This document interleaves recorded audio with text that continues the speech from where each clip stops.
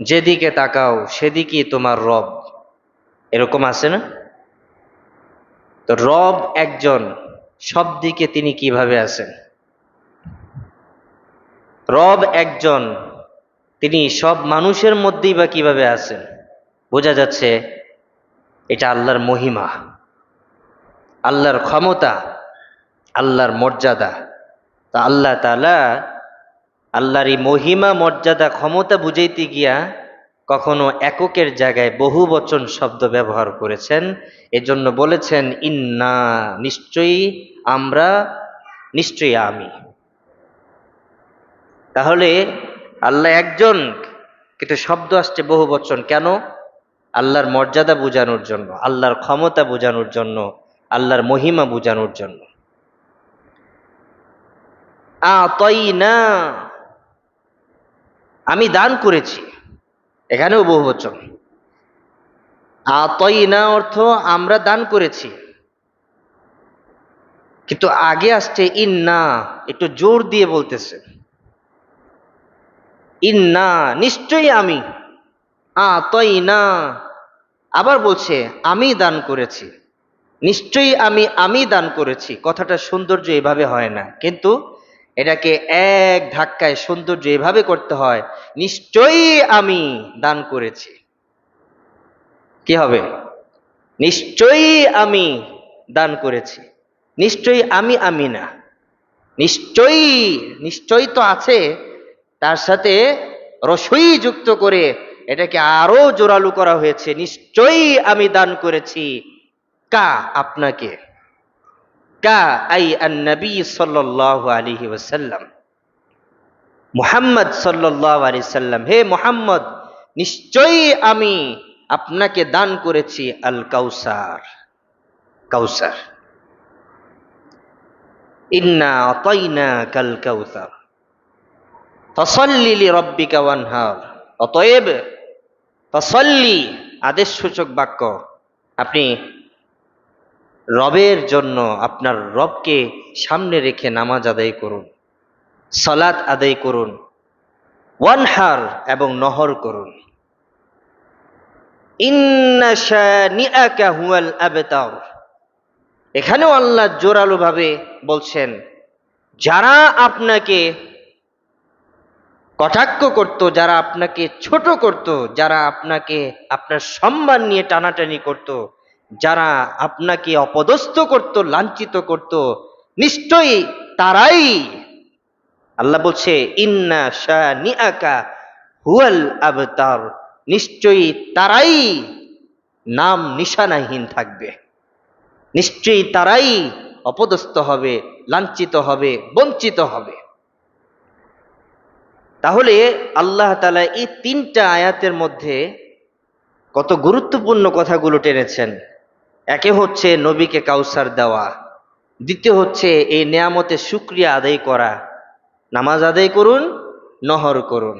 তৃতীয় হচ্ছে যারা আপনাকে নিয়ে কটাক্ষ করেছে, যারা আপনাকে ছোট করার চেষ্টা করেছে, আমি তাদেরকে ছোট করেছি, আমি তাদেরকে নির্বংশ করে দিয়েছি, আমি তাদেরকে আবতার বানাইছি। এ হচ্ছে আয়াতের সরল অনুবাদ। এখন আমরা যাব এই আয়াতের শানে নুজুল, কেন আল্লাহ তাআলা এই সূরাটি নাজিল করেছেন। মক্কার অলি গলিতে এমন কোন কাফের বাসী নাই যে নবী আলাইহিস সালাতু ওয়াস সালামকে কষ্ট দেন নাই। তারা প্রত্যেকে নবী আলাইহিস সালাতু ওয়াস সালামকে কষ্ট দিয়েছে, যে কোনো ইস্যুতে, যে কোনো ওয়েতে। যখনই নবী আলাইহিস সালাতু ওয়াস সালাম দুঃখে থাকতেন বা একটু কষ্টে থাকতেন, পেরেশানিতে থাকতেন, তখনই তারা মনে করত খালাস, চলবে না, গাড়ি চলবে না, শেষ হয়ে গেছে, পাওয়ার কমে গেছে, বিভিন্নভাবে ছোট করার চেষ্টা করত। আজকাল যুগেও তো দেখা যায় কোন মানুষের চাকরি ছুটে গেলে শেষ, ওর আর পরিবার চলবে না, শেষ, এ চলার মতো সবকিছু হারায় ফেলছে। আসলে শেষ না আল্লাহ দিলে আরো বাড়াই দিবেন? শেষ, ব্যবসা খতম, পুইরা ছাই হয়ে গেছে। মানুষের চোখে দৃষ্টিতে মনে হয় সব শেষ। আল্লাহ বলছে আমি আবার শুরু করাইতে পারি। ঠিক না? মানুষ বলছে শেষ, খতম, আমি শেষ, আমার ব্যাংক ব্যালেন্স, ধন সম্পদ, আমার সব কিছু ধ্বংস হয়ে গেছে, শূন্য হয়ে গেছে, শূন্যের কোটায় পৌঁছে গেছে, আমি শেষ হয়ে গেছি, আমি আর উঠতে পারবো না। আল্লাহ বলছে মানুষের দৃষ্টি হচ্ছে সাময়িক, মানুষের দৃষ্টি হচ্ছে ক্ষীণ, মানুষ এটাকে শেষ মনে করে, কিছুই হবে না আর। কিন্তু আল্লাহ বলছে আমি যখন নিয়ামত বাড়াই দিই তখন তার শেষের চেয়েও বেশি উত্তম নিয়ামত আমি তাকে দান করি। তো মক্কার অলি গলিতে যত কাফের আছে, সমস্ত কাফের নবীর কোনো একটা দুর্বলতার মধ্যে এটাকে ইস্যু বানিয়ে বলতে শেষ, চলবে না, ব্যর্থ। তায়েফের ময়দান থেকে যখন নবীকে তাড়িয়ে দেওয়া হলো, তায়েফবাসী খুশি, ব্যর্থ। মক্কার কুরাইশবাসী খুশি, ব্যর্থ। মক্কা থেকে যখন তাকে তাড়িয়ে দেওয়া হলো, মক্কাবাসী খুশি। তারা চিন্তা করেছে এখানে মোহাম্মদ সাকসেসফুল হয় নাই, বাস খালাস, এখানে আর তাকে ঢুকতে দেওয়া হবে না। আসলে কি সে ঢুকতে পারে নাই, নাকি আল্লাহ তাকে ঢুকাইছেন? মক্কার কাফেরবাসী ভেবেছিল চলে গেছে মদিনায়, যা মদিনাতেই থাক, মক্কায় যেন আর প্রবেশ করতে না পারে। এত বড় সাহস, আমাদের বাপদাদার ধর্মের উপরে সে আঘাত করে, এখানে সে হাত বসাইতে চায়, ক্ষমতা ফলাইতে চায়, এখানে সে মর্যাদাবান হতে চায়, এখানে সে কোন রবের পরিচয় দিতে চায়, সুযোগ দেওয়া হবে না, চলে যাক অন্য গোত্রে। তারা ভেবেছিল তাকে আর এখানে জায়গা করে দিবে না, কিন্তু আল্লাহ পরিকল্পনা করে নিয়েছে তোমাদের চোখে এটা খতম, কিন্তু আমি যখন এটাকে ডেভেলপ করব, আমি যখন এটাকে উন্নতশীল করব, তখন কিভাবে যে তোমার ভিতরে মোহাম্মদ চলে যাবে মক্কার ভিতরে, আবার মোহাম্মদ প্রবেশ করবে, এটা তোমরা কল্পনা করতে পারবে না। আল্লাহ কি নবীকে মক্কায় একেবারের জন্য নেন নাই?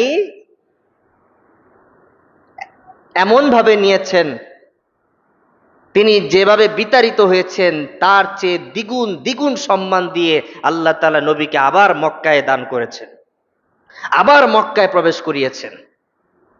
কতটা সম্মানের সাথে, কতটা মর্যাদার সাথে। তা আল্লাহ বলছেন নবী, এরা আপনাকে নিয়ে কটাক্ষ করে, এরা আপনাকে তুচ্ছ তাচ্ছিল্য করে, এরা আপনার মর্যাদা বুঝে নাই, ভালোবাসা বুঝে নাই, দয়া বুঝে নাই। আপনার হৃদয়ে তাদের প্রতি যে ভালোবাসা, আপনার চোখ দিয়ে যে তাদের জন্য প্রতিদিন প্রতিটা সময়ে জর্জরিত হয়ে চোখের পানি যে জমিনে পড়ে, এটা তো আমি রব দেখি, তারা দেখে না। কিন্তু তারা এরপরও আপনাকে নিয়ে কটু মন্তব্য করে, কটাক্ষ করে। আপনার ছেলে হয়, হয় না, ছেলে হলেও থাকে না, মারা যায়, আপনাকে তারা আবতার বলে, নির্বংশ বলে, আপনার বংশ নাকি শেষ হয়ে গেছে, আপনার নাম নিশানা নাকি মুছে গিয়েছে, কেউ নাকি আপনার নাম বলবে না, কোনো ব্যক্তি নাকি আপনার নাম বলার মতো থাকবে না। তারা আপনাকে এই এই কথা বলে ছোট করে। নবী, আপনি চিন্তা করিয়েন না, আমি আপনাকে এমন কল্যাণ দান করেছি, কিয়ামত পর্যন্ত নয়, কিয়ামতের পরেও যে অনন্ত জীবন থাকবে, সেই জীবনেও এই কল্যাণ আপনার জন্য আমি বরাদ্দ করে রেখেছি। কাউসার, কি বলেন? এটা শুধু এই জীবনে নয়, পরজীবনে অনন্তকাল, যেটার শেষ হওয়ার কোনো সুযোগ নাই, শেষ হবে না, অনন্তকাল পর্যন্ত শুধু এই কল্যাণটা নবীর জন্য আল্লাহ বরাদ্দ করে রাখছেন। কাউসার, কি বলেন? কাউসার একটা নদী। আনাস রাদিয়াল্লাহু তাআলা আনহু থেকে হাদিস বর্ণিত, বুখারী শরীফের হাদিস। নবী আলাইহিস সালাতু ওয়াস সালাম বর্ণনা করছেন, আমি জান্নাতে চলছিলাম, আমি জান্নাতে চলতেছিলাম, আমি দেখলাম একটা নদী প্রবাহিত, জান্নাতে একটা নদী প্রবাহিত। জিবরাইল আমিন সাথে আছেন। জিবরাইলকে বললেন, মা হাদা ইয়া জিবরাইল, জিবরাইল এটা কি? জিবরাইল আলাইহিস সালাতু ওয়াস সালাম জবাবে বললেন, ইয়া রাসূলুল্লাহ, হাদা নাহর, এটা হচ্ছে একটা নদী, এই নদীটার নাম হচ্ছে কাউসার। এই নদীটার নাম কি? কাউসার। আল্লাহ আপনাকে এই নদীটা দান করেছেন। আতাকা, আল্লাহ আপনাকে দান করেছেন, তো দুনিয়াতেও দান করেছেন, আর পরজীবনে পরকালে অনন্ত সময়ের জন্য এটা আল্লাহ আপনার জন্য বরাদ্দ রেখেছেন। নবী আলাইহিস সালাতু ওয়াস সালাম বর্ণনা করছেন, আমি নদীটার দিকে তাকিয়ে দেখলাম, নদীটার দুই তীরে, আমাদের নদীর দুইটা তীর থাকে না, এই তীরটাকে আটকানোর জন্য অনেকে মাটির বস্তা দেয়, সিমেন্টের বস্তা দেয়, শক্ত ইট দেয়, যেন তীরটা ভেঙে না পড়ে। নবী বলতেছেন যে ওই নদীর দুইটা তীর হচ্ছে মুক্তা দিয়ে সজ্জিত,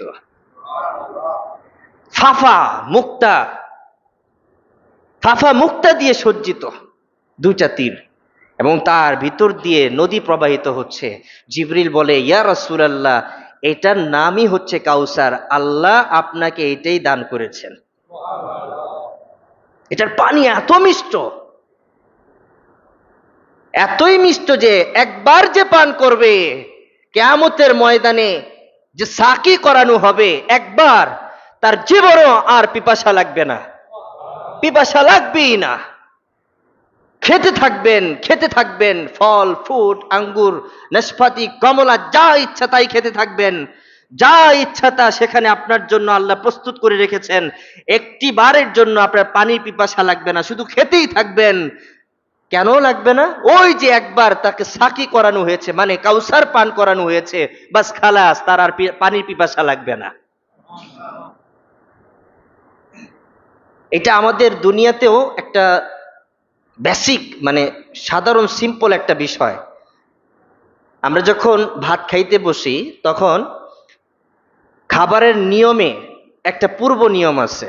ভারী খাবার খাওয়ার পূর্বে একটা নিয়ম আছে, হালকা পানি খেয়ে নাও, ঠিক না? হালকা পানি পান করে নাও।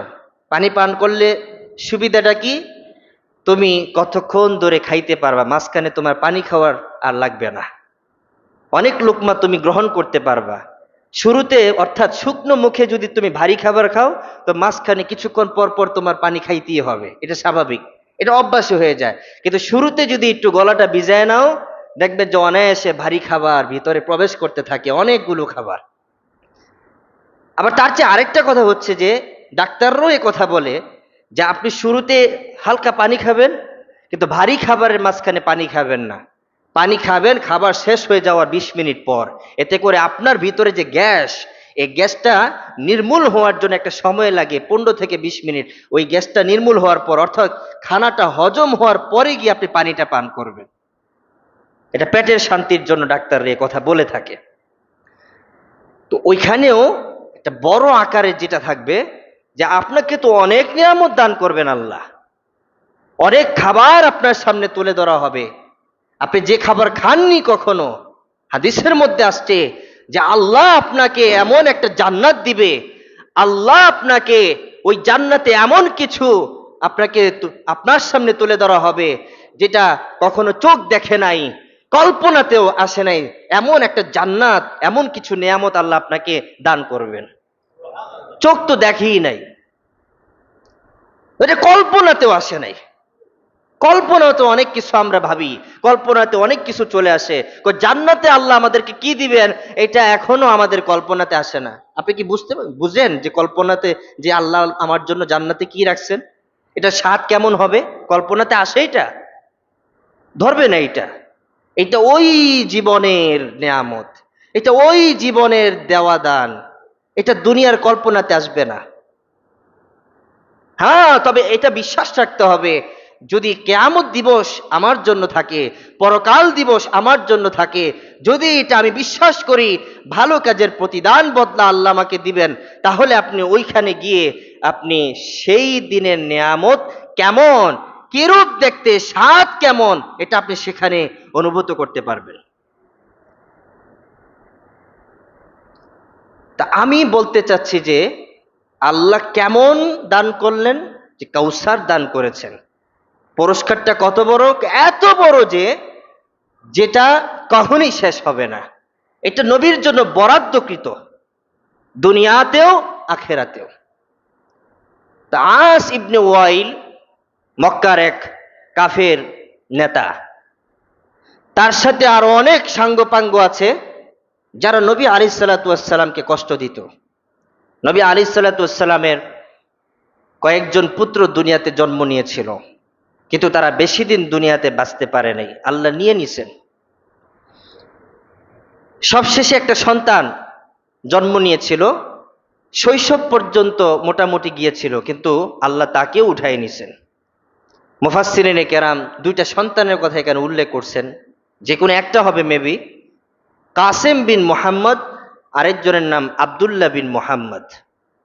দুইটা সন্তান, দুইটা সন্তানের কোন একটা সন্তান দুনিয়া থেকে চলে যাওয়ার পর আস ইবনে ওয়াইল নামে একজন কাফের নেতা, কাফের লোক, তার সাথে যখন মুহাম্মদের কোনো বিষয় নিয়ে ডিসকাসিং হতো তখন সে বলতো এভাবে, এর কথা বাদ দাও।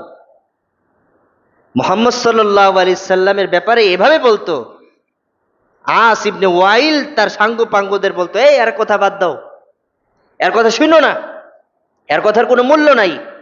2 দিন আছে, এরপরে যখন চলে যাবে তার নাম নেওয়ার মতো কেউ নাই। কেন? তার পুত্র সন্তান হইয়াও মইরা যায়, হয়ই না। তার নাম নেওয়ার মতো তো তার বংশধর নাই, তার আভিজাত্য ধরে রাখার মতো তো কোনো সন্তান জন্ম হয় নাই, হইলেও মইরা যায়, থাকে না। কে তার নাম ঠিকানা, কে তার নাম নিশানা ধরে রাখবে? সে তো নির্বংশ, সে তো আবতার, তার নাম নেওয়ার মতো কেউ থাকবে না। আমাদের দেশে কন্যার চেয়ে পুত্র সন্তানকে একটু বেশি গুরুত্ব দেওয়া হয় দুইটা কারণে। একটা কারণ, কন্যা সন্তান তো শ্বশুর বাড়ি চলে গেলে ব্যাস খালাস, এটার মামলা এখানেই শেষ। কিন্তু পুত্র সন্তান সারা জীবন বাপের ভিটায় থাকে, ঠিক না? এবং বাপের ভিটায় থাকার মূল কারণ হচ্ছে বাপের সম্পত্তি ধরে রাখা, বাপের সম্মান ধরে রাখা, বাপের যে স্ট্যাটাস এটা ধরে রাখা, বাপের পরিচয় ধরে রাখা। এজন্য বলে অনেক পিতামাতা বলে যে পুত্র সন্তান যদি না হয় তা আমার এই নাম, আমার এই ঠিকানা, আমার এই পরিচয় কে ধরে রাখবে? বলে কি বলে না? বলে না? মক্কার কাফেরবাসীদের মধ্যে এরকম চিন্তা ছিল, তারাও বলতো এর তো পুত্র সন্তান বেশি দিন টিকি না দুনিয়াতে, যাক দাওয়াত দিতে থাকুক, তোমরা কেউ গ্রহণ করো না, 2 দিন মাত্র আছে, যখন মরে যাবে তার নাম নেওয়ার মতো কেউ থাকবে না। এভাবে আল্লাহর রসুলকে ছোট করা হইতো, আবতার বলা হইতো, নির্বংশ বলা হইতো, তার নাম নিশানা নেওয়ার মতো কেউ থাকবে না, এইভাবে ছোট করা হইতো। নবীকে শুনাইয়া শুনাইয়া বলতো, তুই তো নির্বংশ, তোর তো নাম নিশানা নেওয়ার মতো কেউ নাই, তুই তো একা, তোর চাচা মারা গেলে বাস তুই খালি, তোর দাদা মারা গেছে তুই শূন্য হয়ে গেছ, তোর বিবি মারা গেছে তুই শূন্য হয়ে গেছ, তোর চাচা মারা গেলে তুই শেষ। হ্যাঁ, ভালো কথা, নবীর জীবন থেকে যখন এই ভালো ভালো মানুষগুলো বিদায় নিয়ে চলে গেল, সেই দিনটা ছিল নবীর দুঃখের দিন, দুঃখের সময়। নবীজি এত বেশি কান্না করেছিল, আল্লাহর কাছে শুধু দোয়া করেছিল, হে আল্লাহ, আমার পাশে এতদিন যাদেরকে পেয়েছিলাম তারাও তো আমার থেকে দূরে চলে গিয়েছে, আমার তো কেউ নাই। আল্লাহ তাআলা প্রতিটা সময়ে সেকেন্ডে সেকেন্ডে নবীকে সান্ত্বনা দিয়ে গিয়েছেন আর বলে গিয়েছেন, কেউ না থাকলে আমি রব তো তোমার সাথে আছি। ঠিক ওই সময়ে যখন তারা বলতো নবী হচ্ছে নির্বংশ, তার সন্তান হয়ে হয় না, হইলেও বেশি দিন টিকে না, তার নাম নিশানা নেওয়ার মতো কেউ থাকবে না, সে তো নির্বংশ। আল্লাহ বলছে তাদের কথা হচ্ছে সাময়িক, তাদের দৃষ্টি হচ্ছে সাময়িক, এটা শেষ কথা। কিন্তু আল্লাহ বলছে আমি নবী আপনাকে যেটা দান করতে যাচ্ছি সেটা শুধু এই জীবনে নয়, পরজীবনে কিয়ামত পর্যন্ত নয়, অনন্তকাল পর্যন্ত এটা আপনার জন্য বরাদ্দ থাকবে। সেটা হচ্ছে ইন্না আতাইনাকাল কাউসার, আমি আপনাকে কাউসার দান করেছি। পৃথিবীর কাউকে আল্লাহ এটা দান করে নাই, কাউকে দান করে নাই। নবীজির নিজ হাতে প্রতিটা মানুষের সাথে একটা করে পেয়ালা থাকবে, স্বর্ণ খচিত, কোন কোন ব্যাখ্যায় আসছে মুক্তা খচিত, এক একটা ছোট ছোট পেয়ালা থাকবে। আপনার হাতের সাইজ নেই, যে এতটুক পেয়ালা থাকবে। নবীজি কাউসারের সামনে দাঁড়ায় থাকবে, উনি তো মালিক। কাউসারের মালিক কে? মুহাম্মদ সাল্লাল্লাহু আলাইহি ওয়াসাল্লাম। আল্লাহ তো কাউসারের মালিক বানাই দিচ্ছেন, দুনিয়াতে থাকতেই জান্নাতের ওই নদীর মালিক আল্লাহ নবীকে বানাই দিচ্ছেন। মুমিনরা যখন পরকালে যাবে ওইখানে দাঁড়াবে, আল্লাহ তাআলা প্রত্যেকটা মুমিনের হাতে একটা করে পেয়ালা দিবেন। এক পেয়ালা দিয়ে সবাইকে খাওয়াবেন না, প্রত্যেকটা মুমিনের হাতে একটা করে পেয়ালা থাকবে। এটা ওরই। এই পেয়ালা নিয়ে নবীর সামনে যাবে, নবীজি তার নিজ পেয়ালা দিয়ে পানি উঠিয়ে ওই মুমিনের পেয়ালায় পানি ঢেলে দিবে। নবীজি নিজ হাতে তার উম্মতকে পানি পান করাবেন। আমাদের মুখে তুলে দিবেন নবীজি পানি, আমাদের পেয়ালায় ভরে দিবেন নবীজি পানি। মাদ্রাসা ছাত্রদেরকে দেখেন না, স্কুল কলেজ ভার্সিটি হোস্টেলে দেখেন না, বাবুর্চিরা, অনেক সময় মাদ্রাসার উস্তাদরা খাবার কিভাবে বিলি করে, ছাত্ররা নিজ হাতে অনেক সময় খায়, আবার অনেক সময় উস্তাদরা দিয়ে দেয়। দেয় কি দেয় না? প্লেট দেয়, খাবার দিয়ে দেয়। কিয়ামতের ময়দানে, পরকাল জীবনে জান্নাতে প্রবেশ করানোর আগেই আল্লাহ তাআলা মুমিনদের হাতে পেয়ালা দান করবেন। সে পেয়ালাতে নবী আলাইহিস সালাতু ওয়াস সালাম হাউজে কাউসারের পানি দিবেন। সেই পানি পান করবে ওই মুমিন, তার জীবনে আর পিপাসা লাগবে না। এবার হাজার হাজার বছর যদি কিয়ামতের ময়দানে দাঁড়ায় থাকে, তার কোনো কষ্ট হবে না। নবী, আমি আপনাকে ওই কাউসার দান করেছি, আমি আর কাউকে দান করি নাই। এই আয়াত নাজিল হওয়ার পর কাফেরদের চোখ মুখ এমন ফুলা ফুলছে, এমন লাল হইছে যে পারে না সেখানে নবীর উপরে অ্যাটাক করে। হ্যাঁ, এমন ঘোষণা কিভাবে সম্ভব? হাদিসের মধ্যে বর্ণিত হয়েছে যে আল্লাহ তাআলা যেই কাউসারটি নবীকে দান করেছেন, এটা এত উত্তম যে, এটা এত কল্যাণ যে, যেটা কখনোই শেষ হবে না, যেটা কখনোই শেষ হবে না, এটা রয়ে যাবে সব সময়। খায়র, এর মধ্যে খায়র আছে। কিন্তু আল্লাহ যে তাদেরকে নির্বংশের ঘোষণা দিলেন, আবতার বললেন, হে নবী, তারা আপনাকে আবতার বলে, তারা আপনাকে নির্বংশ বলে? আমি আল্লাহ বলছি তারাই হচ্ছে নির্বংশ, তাদের নাম নিশানে নেওয়ার মতো পৃথিবীর কেউ থাকবে না। এখন আমার কথা হচ্ছে, দুনিয়ার মানুষের দৃষ্টি হচ্ছে সাময়িক, ক্ষীণ। ওই যে কিছুক্ষণ আগে বললাম, ব্যবসা ধ্বংস হয়ে গেছে, শেষ, সে আর উঠতে পারবে না। আল্লাহ চাইলে তাকে উঠাবেন আবার, কিন্তু আমাদের চোখে কি শেষ? কিন্তু যখন আল্লাহ তাকে দান করে, তখন আবার বলি কিভাবে সম্ভব? এত অল্প দিনে ব্যবসা দাঁড় করানো কিভাবে সম্ভব? কিভাবে ভাই দাঁড় করালেন? তখন এই ব্যক্তি বলে, আমার রব আমাকে সে শক্তি দান করেছেন। কে বলে? মুমিন বলে। তো আমি বলতে চাচ্ছি যে আল্লাহ যে ওনাকে কাউসার দান করলেন, এই কথা তো আল্লাহ বলেন না আমি আপনাকে কাউসার দিব। ইন্না তাইনা, আমি আপনাকে দান করেছি, আমি আপনাকে খাইয়েছি। এর মানে কি তিনি খাওয়াবেন নাকি আগেই খাওয়াই ফেলছেন? তিনি আগেই। আমি আপনাকে খাইয়েছি, এর মানে কি তিনি কি খাওয়াবেন না খাইয়েছেন আগেই? আল্লাহ বলছেন আমি আপনাকে দান করেছি, এর মানে কি দান কি করতে যাবেন নাকি আগেই দান করেছেন? এই সূরাটা দুনিয়াতে নাজিল হয়েছে কোথায়? কিন্তু এই সূরাটা দুনিয়াতে আসার আগে তারও হাজার হাজার বছর আগে লৌহে মাহফুজে। তাহলে বোঝা যাচ্ছে দুনিয়ায় মানুষ আসার আগেই আল্লাহ কাউসার নবীর নামে লিস্টি করে দিছেন। দুনিয়াতে মানুষ আসার আগে, অর্থাৎ পৃথিবীতে প্রথম মানব আদম আসার আগেই আল্লাহ তাআলা যে তার হাবিবকে কাউসার দান করেছেন, অর্থাৎ পৃথিবীতে প্রথম মানব আদম আসার আগেই কাউসারটা মুহাম্মদের নামে লিস্টি করে রাখছেন। এখন সবার শেষে যেহেতু আসবেন, তো সবার শেষে এটার ঘোষণা হবে। অবাক বিস্ময়ে সবাই তাকিয়ে থাকবে, অবাক বিস্ময়ে সবাই শুনবে, কি দান করলেন? কাউসার।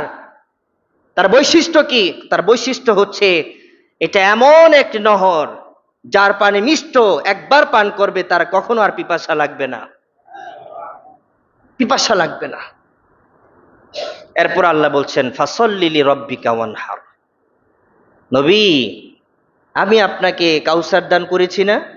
এটা আমার রবের পক্ষ, আমি রবের পক্ষ থেকে তোমার জন্য বড় নেয়ামত। নবী, এখন তোমার কাজ কি জানো? তুমি এই নেয়ামতের শুকরিয়া আদায় করো। কি আদায় করো ভাই? আমরা কিন্তু এই জায়গায় বড় লস প্রজেক্টে আছে। আমরা নেয়ামত পাই, পাই কি না? আমরা বৃষ্টি চাইলে বৃষ্টি পাই, রোদ চাইলে রোদ পাই। যখন যে ওয়েদার প্রয়োজন সে ওয়েদার আল্লাহ আমাদেরকে দান করেন। যখন আমরা আল্লাহর কাছে বলি, আল্লাহ একটু সর্দি, একটু কাশি লাগছে, আল্লাহ তুমি আমাকে নিরাময় দান করো। আমার ছেলেটা অসুস্থ, বেশ কয়েকদিন যাব, তাকে সুস্থতা দান করো। আমার বিবি অসুস্থ, আমি তার অসুস্থতা সহ্য করতে পারি না, সে আমার প্রাণের প্রিয় মানুষ, তাকে তুমি সুস্থতা দান করো। আল্লাহ বলছেন, রে বান্দা, তরে দোয়া আমার রহমতের দরজায় নাড়া দিছে। আমার এই রহমত আর এখানে অপেক্ষা করবে না, আমার রহমত তোর দরজায় পৌঁছায় গেছে। যখন আল্লাহর রহমত সে মানুষের দরজায় পৌঁছায় যায়, মানুষ যখন সে রহমত পেয়ে, অনুগ্রহ পেয়ে, দয়া পেয়ে সুস্থতা অনুভব করে, সম্পদশালী হয়, ধনভাণ্ডারে সে যখন আনন্দিত থাকে, তখন এই বান্দা মুহূর্তের মধ্যে ভুলে যায় এই দান আমি আল্লাহর পক্ষ থেকে পাইনি। সে মনে করে এই দান আমি নিজে কামাইছি। এরকম না শুকরি বান্দা আমরা নাই? আমরার ভিতরে নাই? মুহূর্তের মধ্যে আল্লাহর অনুগ্রহ ভুলে যায়, মুহূর্তের মধ্যে আল্লাহর রহমত ভুলে যায়। কত বড় বড় ক্যান্সারের রোগী, কত বড় বড় জ্বরে আক্রান্ত, নিউমোনিয়া, টাইফয়েড, এত বড় বড় রোগ থেকে অনেকে মুক্তি পেয়েছে। এখনো দেখবেন তার বাহাদুরি কমে না, এখনো দেখবেন তার কথার ধার এত ধারালো যে মনে স্বয়ং সে খোদা, তার আলাদা বলতে কোনো খোদা নাই। এটা আমাদের মধ্যেও আছে, কিন্তু আল্লাহ তার নবীকে সবক দিচ্ছে, নবী আমি যে আপনাকে এত বড় নিয়ামত দান করলাম, এটা একটা শুকরিয়া আদায় করতে হবে না আপনার? আল্লাহ নিজেই ঘোষণা করলেন, ফাসল্লি লিরাব্বিকা ওয়ানহার, নবী আপনি আপনার রবের উদ্দেশ্যে সলাত আদায় করুন। আপনি যদি সলাত আদায় করেন, বাস খালাস, আমার নিয়ামতের শুকরিয়া আদায় হয়ে গেছে। আচ্ছা, আপনাকে যদি কেউ কোনো কিছু উপহার দেয়, উপহার দেওয়ার উদ্দেশ্য হচ্ছে আমি তার থেকে কিছু পাওয়া নয়, উপহার দেওয়ার উদ্দেশ্য হচ্ছে একটা ইবাদত আমি আল্লাহর পক্ষ থেকে পাবো, এই জন্য আমি উপহার দিই, ঠিক না? আর উপহার দেওয়ার উদ্দেশ্য যদি এই হয় যে আমি তাকে দিছি সেও আমাকে দিবে, যেটা বিয়ের সময় হয়ে থাকে, বিভিন্ন অনুষ্ঠানে হয়ে থাকে, তার বিয়েতে 5,000 দিছি তো আমার বিয়েতেও সে 5,000 দিবে, এরকম উদ্দেশ্য থাকে না আমাদের? উপহার দেওয়ার উদ্দেশ্য কিন্তু এটা নয়। উপহার দেওয়ার মূল উদ্দেশ্য হচ্ছে আমি তাকে উপহার দিচ্ছি আল্লাহর সন্তুষ্টির জন্য, আমি তাকে উপহার দিচ্ছি আল্লাহ থেকে পাওয়ার জন্য, তার থেকে পাওয়ার জন্য নয়। আচ্ছা বলেন তো, আল্লাহ যে আমাদেরকে এত এত কিছু দান করলেন, রোদ, বৃষ্টি, সুস্থতা, খাবার দাবার, ফসল, এত কিছু দান করলেন, আল্লাহকে জাস্ট শুধুমাত্র খুশি করার জন্য 2 রাকাত নামাজ, বলেন তো এই 2 রাকাত নামাজে আল্লাহর কোনো লাভ আছে? কথা বুঝেন, বুঝেন আমার কথাটা বুঝেন। একজন মানুষ আপনাকে উপহার দিলে তাকে যদি আপনি ধন্যবাদ না জানান, এটা আপনার নিমক হারামি হইল। কমাস কম তাকে একটু ধন্যবাদ জানানো, জাযাক আল্লাহ বলা, আপনাকে আল্লাহ উত্তম প্রতিদান দান করুক, আপনাকে অনেক ধন্যবাদ, আপনি আমাকে উপহার দিয়েছেন, আমি অনেক অনেক কৃতজ্ঞ, এটা বললে মানুষ কিন্তু খুব খুশি হয়ে যায়, আনন্দিত হয়। আবার উপহার দিতে তার দিল আনচান করতে থাকে, না আমার সুযোগ হইলে আমি তাকে আরো উপহার দিব। কিন্তু আপনি যখন তাকে ধন্যবাদ জানাবেন না, সে কিন্তু আপনাকে উপহার দেওয়ার জন্য আর তৈরি থাকবে না। কিন্তু একবার যদি ধন্যবাদ বলেন, আচ্ছা বলেন তো এই ধন্যবাদের মধ্যে প্রকৃত সুখটা, প্রকৃত সফলতাটা মূলত কার? যে উপহার পাইছে তারই। কথা বলেন। ধরেন আপনি আমাকে কিছু দিলেন, এখন আমি যদি আপনাকে ধন্যবাদ জানাই, আমি পরবর্তীতে আপনার থেকে আবারও কিছু পাওয়ার আশা রাখি। এবার বলেন, ধন্যবাদ জানাইলে এটা আমার নিজের জন্য করলাম না, এটা আমার নিজের ফায়দার জন্য হইল না? আল্লাহ ঠিক এই কথাই বলছে, রে বান্দা আমি তোকে যে নিয়ামত দান করছি, তুই এটা ভাবিস না যে 2 রাকাত সালাত আদায় করলি এতে আমার কোনো লাভ। 2 রাকাত সালাত আদায় করা এটার মধ্যে তোরই লাভ আছে। সুবহানাল্লাহ বলেন। এটার মধ্যে তোরই লাভ আছে। কি লাভ আছে? ইন্নাস সালাতা তানহা আনিল ফাহশাই ওয়াল মুনকার।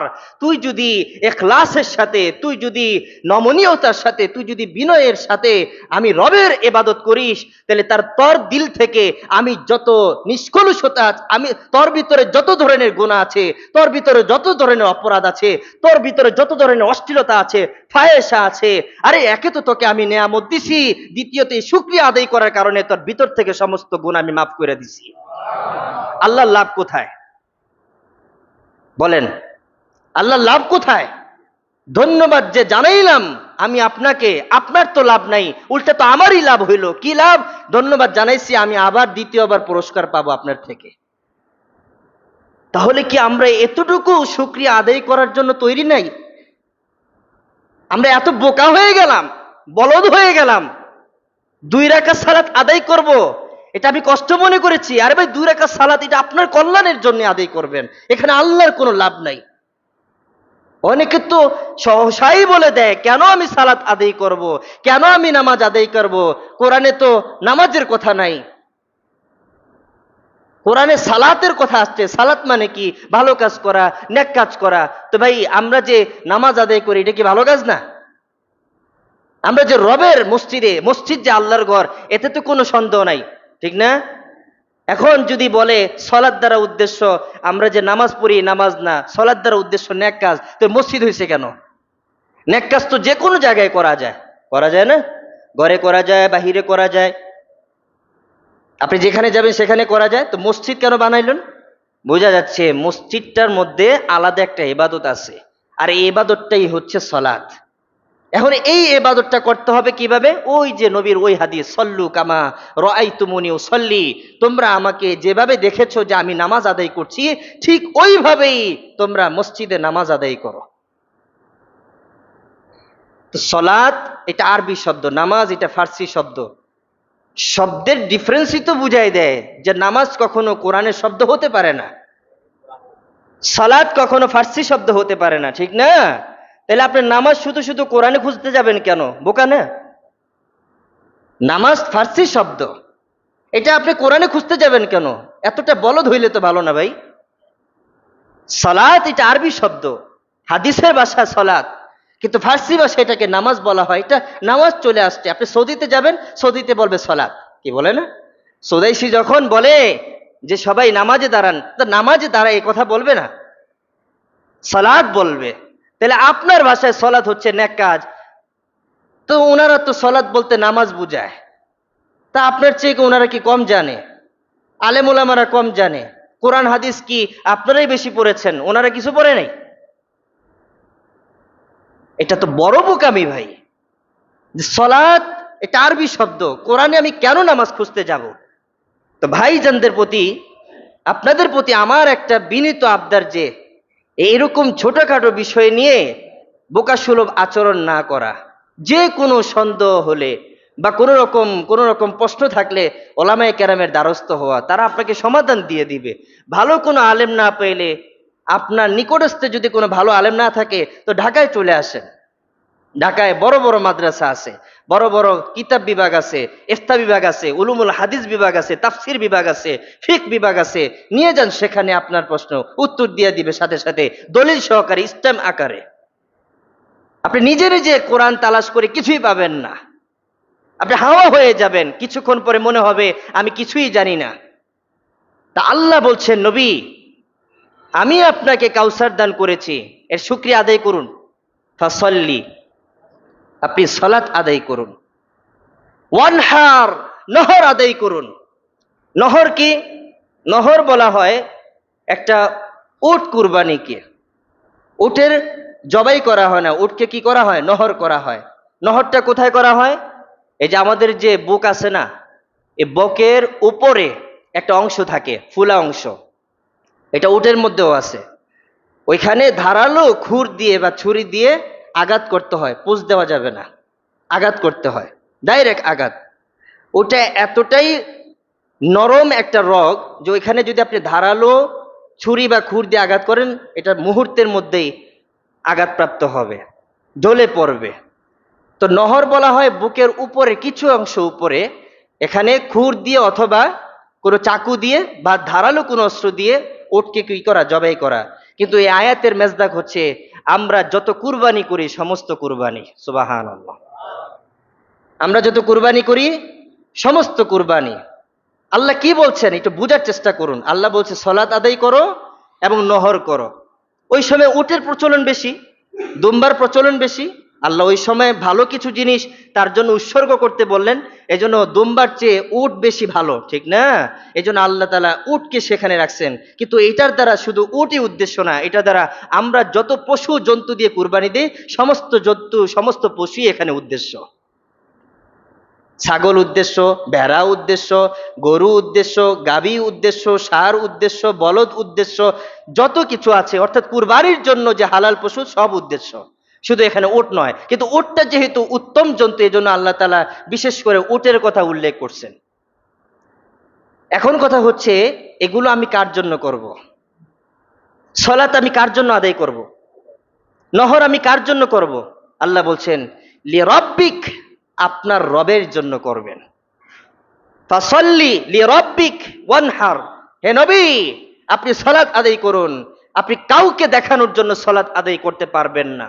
পৃথিবীর মানুষ আপনাকে নামাজি বলবে, পৃথিবীর মানুষ আপনাকে নেককারী মনে করবে, পৃথিবীর মানুষ আপনাকে ভালো মানুষ মনে করবে।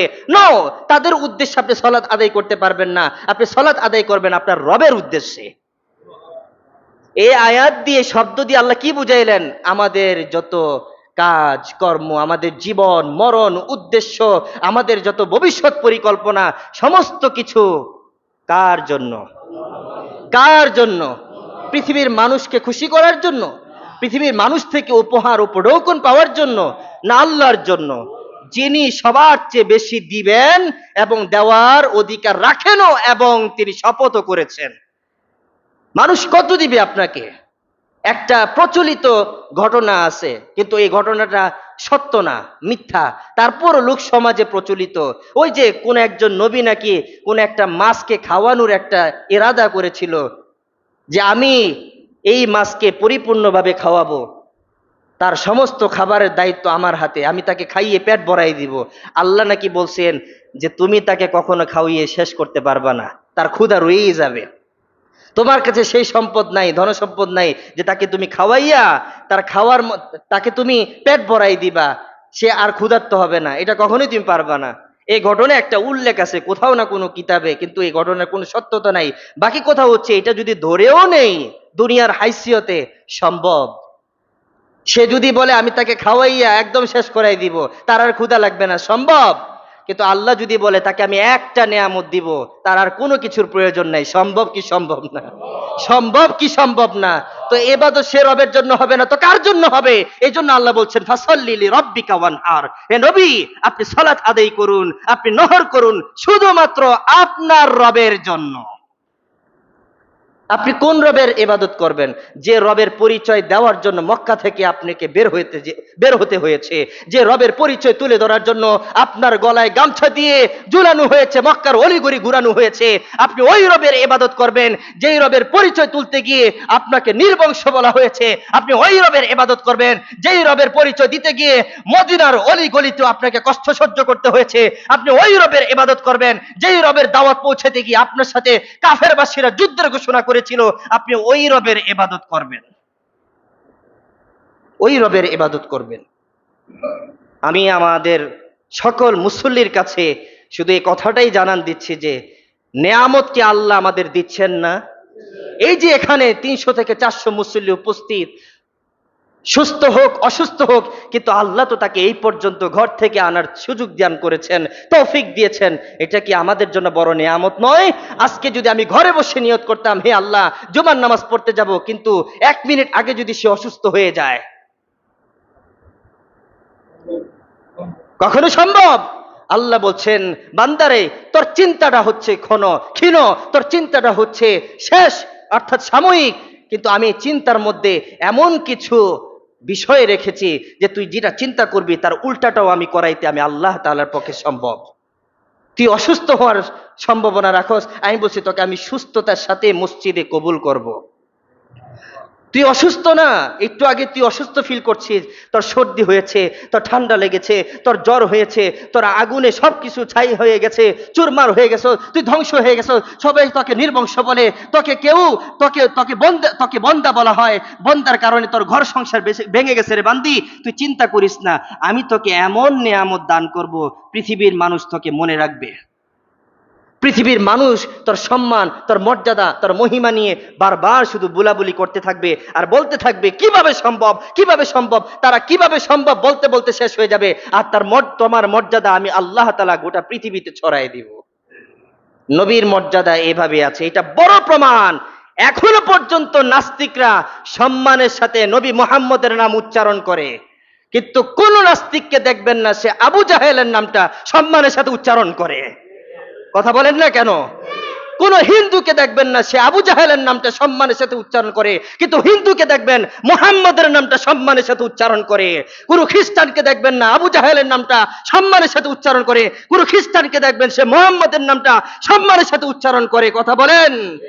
সুতরাং মুহাম্মদকে এত সহজেই মিটিয়ে দেওয়া যাবে না, কারণ যার নাম আল্লাহ তাআলা কিয়ামত পর্যন্ত রেখেছেন সেই নামটা আমরা যদি উচ্চারণ নাও করি, আল্লাহ নিজেই উচ্চারণ করে কিয়ামত পর্যন্ত তার নামকে বুলন্দিত করবেন। এটা আল্লাহর ঘোষণা, চূড়ান্ত ঘোষণা। অপমান করে তারা কোনোদিন লাভবান হতে পারে নাই, নিমেষ শেষ হয়ে গেছে, নিঃশেষ হয়ে গেছে, তাদের নাম এখনো পর্যন্ত কেউ সম্মানের সাথে নেয় না। কিন্তু আপনি একজন কাফেরের ঘরে যাবেন, একজন হিন্দুর ঘরে যাবেন, একজন বৌদ্ধর ঘরে যাবেন, একজন খ্রিস্টানের ঘরে যাবেন, একজন শিখ ধর্মের কাছে যাবেন, দেখবেন তাকে জিজ্ঞাসা করবেন মোহাম্মদ নামে কোনো ব্যক্তিকে চিনো যিনি আরবে জন্মগ্রহণ করেছে? ও শেষ নবী, কল্কি অবতারে যার জন্ম হওয়ার কথা ছিল, ওই নবীর কথা বলছো? তিনি তো অনেক বড় নবী, অনেক বড় মহামানব, ভালো মানুষ। এটা বড় প্রমাণ। আল্লাহ বলছেন তোমাকে কেউ নির্বংশ বলে সুস্থ থাকতে পারবে না, টিকে থাকতে পারবে না, আমি তাদেরকে নির্বংশ বানাই দিব। বলেন তো আবু জাহেলের বংশধর এই পৃথিবীতে কতজন আছে? আবু লাহাবের বংশধর পৃথিবীতে কতজন আছে? আছে? নাই। এখন যা আছে ইসলাম বিদ্বেষী, এ সবগুলো হলো ইহুদি। আবু জাহেল তো ইহুদি ছিল না, আবু লাহাব তো ইহুদি ছিল না। ইহুদিরা হচ্ছে মুনাফিক পর্যায়, মুনাফিক টাইপের কিছু লোক, যাদের সংখ্যা খুব কম কিন্তু মেধা অনেক বেশি। আমরা মুসলমানরা বোকা বলে তাদেরকে বুঝতে পারি না। বাকি আল্লাহ তাআলা তাদের চক্রান্ত মাঝে মধ্যে আমাদের কাছে ফাঁস করায় দেয়, কিন্তু আমরা ত্বরিত গরিত কোনো ফয়সালা না নেওয়ার কারণে আমরা আবার তাদের জালে ফেসে যাই। আল্লাহ তাআলা তাদের সকল চক্রান্ত থেকে মুসলমান জাতিকে হেফাজত করুক। যা কিছু বললাম, যা শুনলাম, মূল সবকটা হচ্ছে আল্লাহ যে আমাদেরকে নেয়ামত দিলেন, এর জন্যই আমাদেরকে আজকে 2 রাকাত জুমার নামাজ আদায় করতে হয়। এই যে আমরা আসলাম সুস্থতার সাথে, আল্লাহ আমাদেরকে আনাইলেন, এটার জন্য আমরা 2 রাকাত নামাজ আদায় করছি, বাস খালাস। আল্লাহ বলছে এইটাই যথেষ্ট, বান্দা শুকরিয়া আদায়। লা ইন শাকারতুম লা আযীদান্নাকুম ওয়া লা ইন কাফারতুম ইন্না আযাবি লাশাদীদ। আমি যখন বান্দা তোমাকে নেয়ামত দান করেছি, তুমি যখন উৎফুল্লতার সাথে, তুমি যখন বিনয়ের সাথে আমার নেয়ামতে শুকরিয়া আদায় করলা, তো আমি এটাকে আরো দ্বিগুণ করে দিলাম। আল্লাহ তাআলা আমাদের সকলকে বুঝার তৌফিক দান করুক। আমিন।